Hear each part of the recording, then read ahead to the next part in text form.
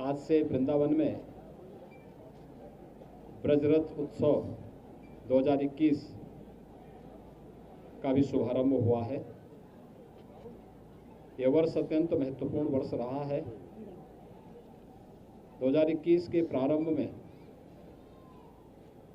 इस ब्रज क्षेत्र में वैष्णव कुंभ पहली बार आयोजित हुआ था। पूरी भव्यता के साथ, पूरी दिव्यता के साथ उस आयोजन के उपरांत ब्रजरथ उत्सव का एक कार्यक्रम आज से शुभारंभ हुआ है। इसी कार्यक्रम में भाग लेने के लिए मैं आज अपराह्न में यहाँ पर आया था। न केवल देश के सभी लोक परंपरा और कलाओं से जुड़े हुए हमारे कलाकार आदरणीय प्रधानमंत्री जी की मंशा के अनुरूप आत्मनिर्भर भारत की परिकल्पना को साकार करने वाले हस्तशिल्पी, कलाकार, कारीगर, ये सभी ब्रजरस उत्सव और हुनर हाट के कार्यक्रम में आज ब्रज क्षेत्र में उपस्थित हुए हैं। इस कार्यक्रम में सहभागी होने और कार्यक्रम को शुभारंभ करने का अवसर अभी कुछ देर पहले प्राप्त हुआ है।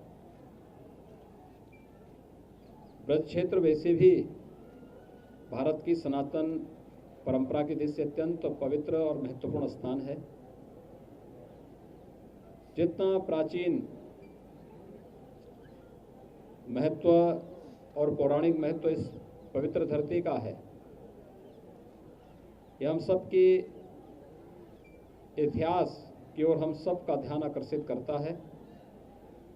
स्वाभाविक रूप से इस पर हम सब भारतवासियों को गौरव की अनुभूति होनी चाहिए और ये मेरा सौभाग्य है कि इस उत्सव के शुभारंभ के साथ ही जन्मभूमि में दर्शन करने का सौभाग्य भी प्राप्त हुआ है।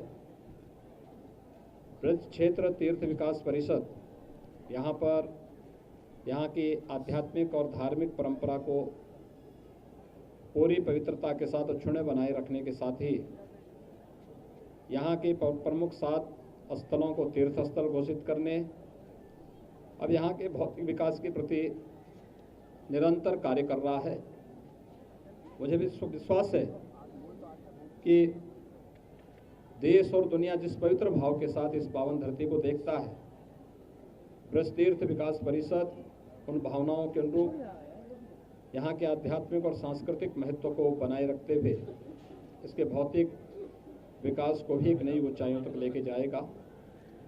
आज के इस अवसर पर जब वृंदावन की इस पवित्र भूमि पर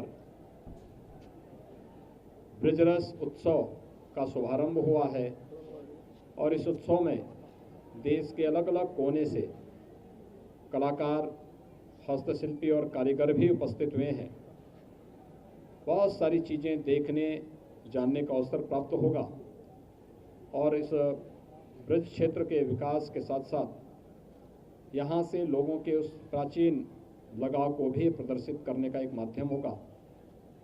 मैं आज के इस अवसर पर इस पूरे उत्सव के प्रति अपनी शुभकामनाएं देता हूँ और यहाँ पर क्योंकि यह जन्मभूमि है भगवान श्री कृष्ण की इस पावन भूमि पर यही प्रार्थना करूँगा कि वे हमें इतनी शक्ति दे कि हम यहाँ की भावनाओं के अनुरूप इस पूरे तीर्थ स्थल के विकास को एक नई ऊंचाइयों तक पहुँचाने में योगदान दे सकें। धन्यवाद जी। महाराज जी, एक सेकंड जी, श्रुति, गोपाल, थैंक यू, धन्यवाद विजय जी।